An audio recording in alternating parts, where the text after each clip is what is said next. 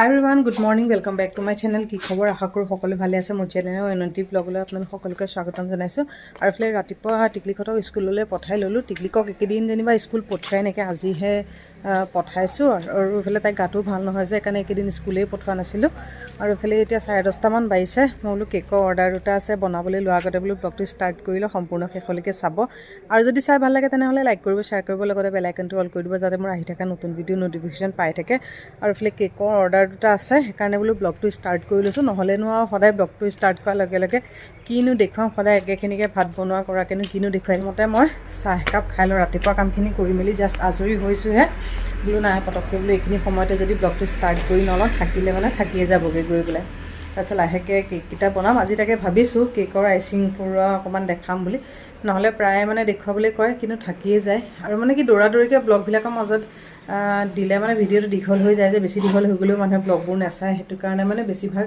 কেকৰ icing নেদেখাওঁ direct মানে একদম ডিজাইনটো দেখুৱাই দিওঁগৈ গৈ লৈ পেলাই আৰু আপোনালোকে বাৰু মোক এনেকুৱা ধৰণৰ ভিডিঅ'বোৰ চাবলৈ বিচাৰে কমেণ্ট কৰিবচোন ব্লগ চাই ভাল পায়নে ৰেচিপি ভাল পায়নে নে কেকৰ ভিডিঅ'বোৰ ভাল পায় তে কমেণ্ট কৰি জনাব তেতিয়া সেই অনুযায়ী মানে ভিডিঅ'বোৰ বনালে ভাল হয় নহ'লে বহুতে আজিকালি ভিডিঅ' নচোৱা হৈছে বহুত ভিউজ কমি গৈছেগৈ আৰু ভিডিঅ' চিডিঅ' বনাবলৈ মন নাযায় সেইকাৰণে তাৰ মাজতে মাজে মাজে কেপ দি কেতিয়াবা বনাই থাকোঁ আৰু এই সপ্তাহটো মানে ভিডিঅ' তেনেকৈ বনাবলৈ পৰা নাই পৰহি তাৰ আগদিনাখনেই ব্লগ এটা কৰা আৰু তাৰপৰা বোলো দিবলৈও যেতিয়া ভিডিঅ' নাইকিয়া সেইকাৰণে বোলে আজি ব্লগটো ষ্টাৰ্ট কৰোঁ কেকো বনাব লাগে যেতিয়া চাই থাকিব সম্পূৰ্ণ শেষলৈকে মই চাহখন খাই লওঁ খাই মেলি লৈ পেলাই তাৰপিছত কেনেকৈ বনাব ভিডিঅ'টো সম্পূৰ্ণ শেষলৈকে চাই থাকিব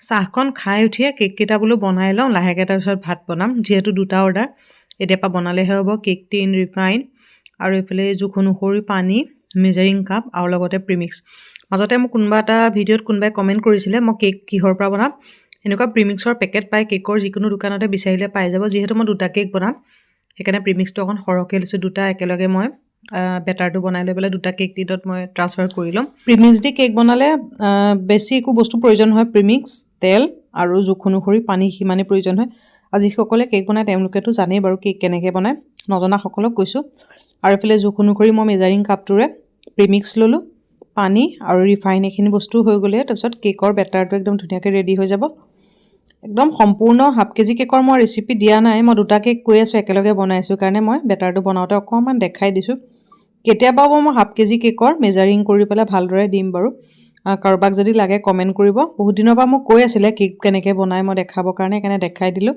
আৰু হেণ্ড ব্লেণ্ডাৰ ইউজ কৰিলেও একদম ধুনীয়াকৈ বেটাৰটো বনাব পাৰি আৰু লাহে লাহে মই অলপ অলপকৈ পানী দি গৈছোঁ বেটাৰটো বনাই গৈছোঁ একেবাৰতে পানী সৰহকৈ দি দিলে বেটাৰটো পাতলা হৈ যাব পাৰে যে আৰু বেটাৰটো মই একদম ডাঠো কৰা নাই পাতলাও কৰা নাই এইফালে বেটাৰটো ৰেডি হৈ গ'ল আৰু ইয়াতে এতিয়া মই জোখ অনুসৰি দিলোঁ ৰিফাইন বেছি দিয়া নাই বেছি ৰিফাইন দিলে পিছত কেক স্পঞ্জটো মানে অইলি হৈ গ'লে বেয়া লাগে একদম বেটাৰটো জোখত কনচিষ্টেঞ্চি এটা ৰাখিছোঁ আৰু তেতিয়ালৈকে মই কেক টিনটো অকণমান ৰিফাইন তেল অকণমান গ্ৰীচকৈ লৈ ল'লোঁ আৰু আগতীয়াকৈ মই বেটাৰটো বনাই থাকোঁ মানে প্ৰেছাৰ কুকাৰটো মই 10 পৰা 15 মিনিটৰ কাৰণে প্ৰিহিট কৰিয়ে লৈছোঁ কেক বনালে সদায় এইটো মন কৰিব লাগিব প্ৰেছাৰ কুকাৰেই হওক বা অ'ভেনেই হওক আগতীয়াকৈ 10 পৰা 15 মিনিটৰ কাৰণে প্ৰিহিট কৰি ল'ব লাগিব নহ'লে কেকটো বেয়া হ'ব আৰু তলত মই একো বাটাৰ পেপাৰ দিয়া নাই এনেকৈ দিলেও একদম ধুনীয়াকৈ কেকটো পিছত ডিমল হৈ যায় দেখাই আছোঁ ৰ'ব লাহেকৈ অকণমান ডেপ কৰি দিছোঁ যাতে এয়াৰ বাবলখিনি ওলাই যায় চব্জিৰ কাৰণে ফুলকবি আলু ওলকবি তাৰপিছতে গাজৰ ফ্ৰেঞ্চবিন এইখিনি কাটি লৈ পেলাই অকণমান নিমখ অকণমান দি পেলাই পানী অকণ দি তিয়াই দিছোঁ ফুলকবিবিলাক অকণ তিয়াই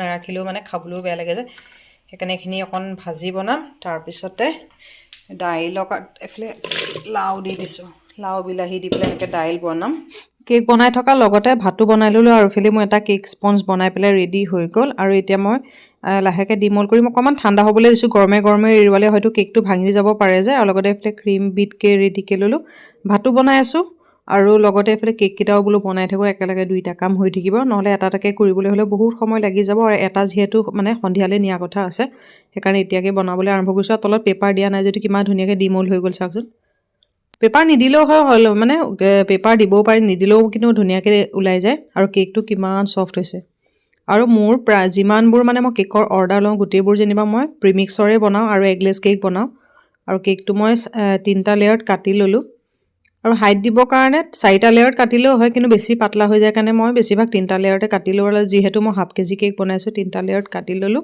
ক্ৰাম কোট কৰি ল'লোঁ, কিন্তু আইচিং গোটেইখিনি কৰি থকা দেখুৱাই থকা নাই, নহ'লে ভিডিঅ'টো বহুত দীঘল হৈ যাব যে। আৰু মাজে মাজে অকণ ফাষ্ট কৰি দিছোঁ, নহ'লে শ্ল' কৰি থাকিলে ভিডিঅ'টো ঢেৰ দীঘল হৈ যাব। লগতে এইফালে এতিয়া ফিনিচিং কৰি আছোঁ। অকণমান স্ক্ৰেপাৰ লৈছোঁ, লগতে এখন কাৰ্ড লৈছোঁ। এটা কেকৰ অৰ্ডাৰ আছিলে, ডৰিমন থিম কেকত বনাবলৈ দিছিলে। তাৰপিছতে আৰু এটা যেনিবা কাষ্টমাৰে নিজৰ পচন্দৰ যিকোনো এটা ডিজাইন মানে বনাবলৈ দিছিলে। আৰু এইফালে ডৰিমন কেকৰ কাৰণে মই গোটেইখিনি ফিনিচিং কৰি ল'লোঁ। আৰু এতিয়া শ্বেপটো মই দি ল'ম। প্ৰথমতে গোটেই হোৱাইট আউটলাইনখিনি বনাই লৈছোঁ, তাৰপিছতে বাকীখিনি ডিজাইন কমপ্লিট কৰিম। আৰু এইফালে অলমষ্ট হৈছেহি। এটা হাতে মানে মোবাইলটো ধৰি আছোঁ আৰু এইফালে ডিজাইনটো কৰি আছোঁ যে। কোনোবা সময়ত মানে ষ্টেণ্ডডালত লগাই লৈ পেলাই ভিডিঅ' কৰিবলৈ মই পাহৰিয়ে থাকোঁ, কাৰণে পটককৈ মানে হাততে লৈ পেলাই এইফালে অলমষ্ট হৈছেহি। আউটলাইনকেইটা বনাই লৈছোঁ, সম্পূৰ্ণ ডিজাইনটো কমপ্লিট কৰি লওঁ, তাৰপিছত বাৰু দেখাই আছোঁ। আৰু আপোনালোকৰ ডিজাইনটো বাৰু কেনেকুৱা লাগিছে কমেণ্ট কৰি জনাবলৈ নাপাহৰিব। আৰু এইটো প্ৰথমতে ডৰিমনটো বনাই ল'লোঁ, ইয়াৰ পিছতে ইটো ডিজাইনো মই দেখাই আছোঁ। এটা এটাকৈ মানে আইচিং কৰি আছোঁ, লগতে এইফালে ভাতো বনাই আছোঁ। দুইটা একেলগে কাম কৰি আছোঁ যে, সেইকাৰণে অলপ অলপ মই গোটেইখিনি দেখুৱাই গৈছোঁ। বা গোটেইখিনি সম্পূৰ্ণ আইচিং কৰা দেখুৱাই গৈ থাকিলে ভিডিঅ'টো দীঘল হৈ যায়গৈ যে।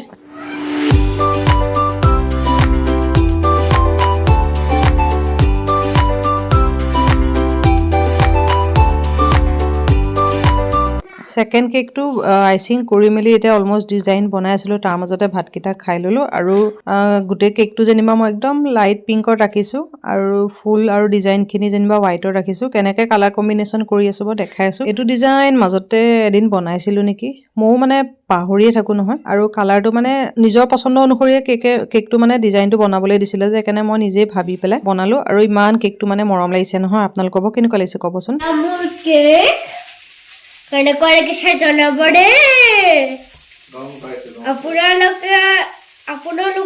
আপোনালোকৰ যদি কেক অৰ্ডাৰ লাগে ল'ব পাৰে, নম্বৰটো এতিয়া লিখি লওক 99।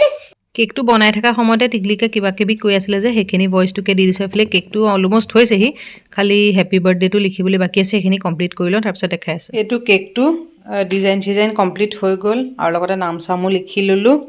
আৰু এটা এইফালে বেণ্টো কেক এটা অৰ্ডাৰ আহিছিলে, এইটো বেগকৈ ল'লোঁ। লাহেকৈ এইটো আইচিং কৰিম, এইটো পিছত ডিজাইনটো দেখাই নিম বাৰু। এইটো পটককৈ দেখাই লৈছোঁ, নহ'লে পিছত কেতিয়াবা কাষ্টমাৰে লৈ গুচি যায়, দেখুৱাবলৈ থাকিয়ে যায়গৈ গৈ লৈ।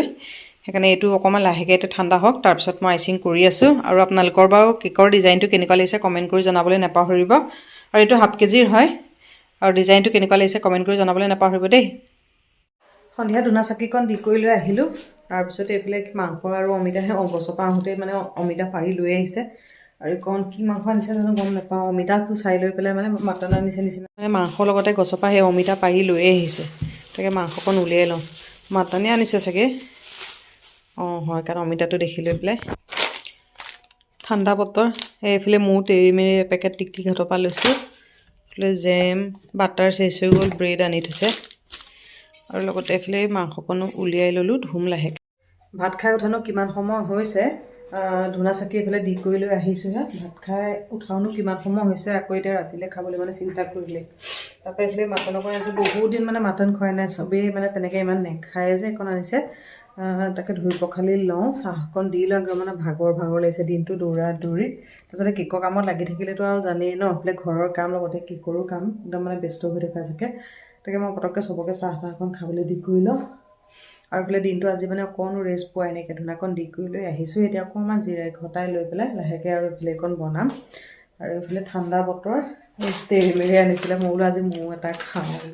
এনেইতো বেলেগ তেনেকৈ খোৱা নহয়, সেই টিকলিহঁতলৈ আনোতে দেখি পেলাই ল'লোঁ।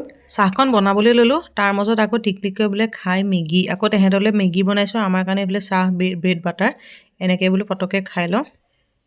এইফালে মাংস বনাই ৰেডি হৈ গ'ল।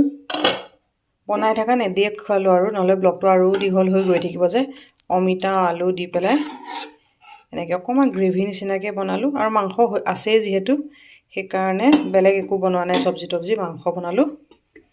আৰু এইফালে অকণমান দাইল, সিমানে। এতিয়া জল্দি পটাপট চবকে ভাত খাবলৈ দিওঁ।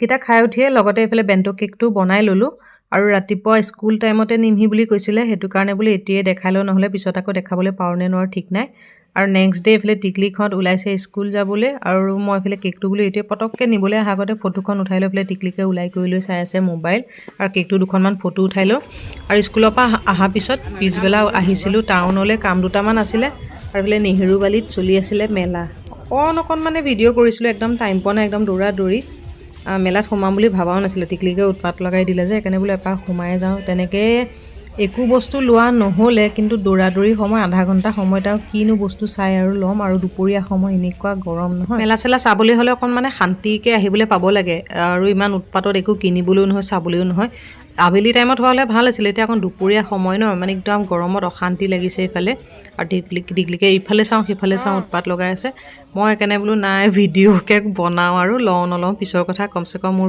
অকণমান ভিডিঅ'কে হ'ব বুলি সেইকাৰণে দেখাইছোঁ পিছত আকৌ এদিন আহিব লাগিব ইভিনিং টাইমত আহিলে তেতিয়া ধুনীয়াকৈ চাব পাৰিম আবেলি হ'লে মানে কি গৰমো নহয় নাচাবলৈ ভাল হয় আৰু অকণ দেখাই দিছোঁ আৰু মেলা বুলি ক'লেতো চবৰে ভাল লাগে মই যে কিবা এটা ল'বলৈ পালে ভাল লাগে কিন্তু উৎপাতত মানে শান্তিকৈ চাবলৈ নাপালে একদম আহিছিলোঁ আৰু এইফালে নেহেৰুবালি মেলা হৈ আছে যে তাত সোমাইছিলোঁ তেনেকৈ একো বছৰ নোহোৱা নাই এতিয়া দুপৰীয়া সময় নহয় ইমান ভিৰ হয় এনেই একপাক মানে সোমাই লৈ বস্তুখিনি চাই যাওঁ কি পচন্দ হয় তেনেকৈ লৈ আহিম আগে টিকলিক গৈ আছে টিকলিকক লাগে বোলে কিবা বানী এটা ওলাইছে ন এনেকৈ চুইচ টিপি দিলে যে কাণকেইখন খাৰা হৈ যায় সেইটো লাগে ইমান দাম নহয় মেলাত বাপৰে আৰু চাচোন অকণ গাড়ীকেইখন ইমান মৰম লাগিছে পিছত এদিন আহিব লাগিব ভালকৈ বস্তুবিলাক চাই পেলাই মানে ল'বলৈ হ'ব আজি আৰু এনেই মেলাখন চাবলৈ অহা নিচিনা হৈছে আৰু মানে বেলেগ কামত আহিছিলোঁ মেলাত সোমাম বুলিও ভাবা নাইকিয়া টিকলিকে ক'লে গম পাই গ'ল মেলা আছে বুলি সেইকাৰণে তাই সোমাবলৈ দিলে কি ল'লে বাৰু পিছত দেখাম বাৰু আৰু ফুলখিনি চাওকচোন কিমান ধুনীয়া লাগিছে